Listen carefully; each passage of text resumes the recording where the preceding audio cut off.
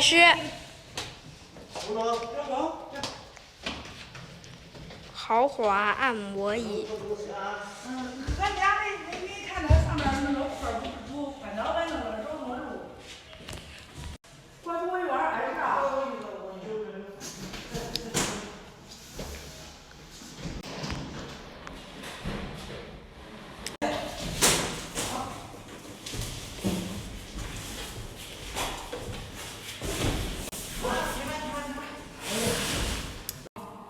看一下啊，我们长毛做的这个按摩椅，对不？好了，下来吧。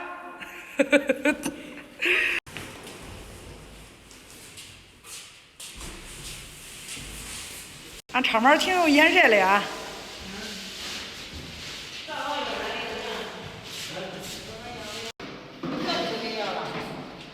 给他放一轮。中南咱走吧。送啥不用？送那嘛，恁搁俺家房子，俺不收那你这个租赁费用吗？是的呢啊。中。我看着呢啊。Hello， 大家好，我是小芳啊。有没有看到就是刚才那视频是我们长毛帮我拍的，然后我昨天晚上正在直播，有人敲门，一个很神秘的人送了一台大冰箱，还有一个按摩椅。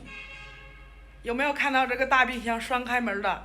大家有没有好奇这个冰箱为什么放到客厅里面，而不是放到餐厅厨房那里用呢？我跟大家说一件事吧，这个这个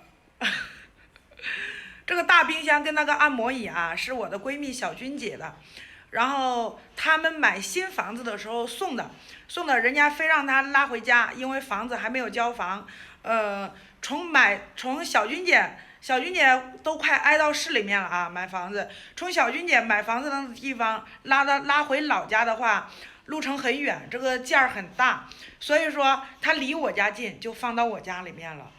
这个东西不是我的。小军姐买房子的时候好像是3900多吧，3900还是反正4000块钱左右。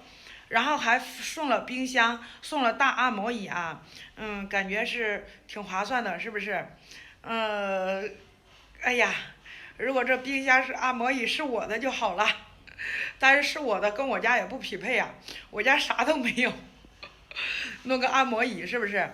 改天等小芳发了财，也买家电，买电视，买沙发，买洗衣机。咱们今天的视频就到这里啊！喜欢小芳长毛的记得关注，拜拜。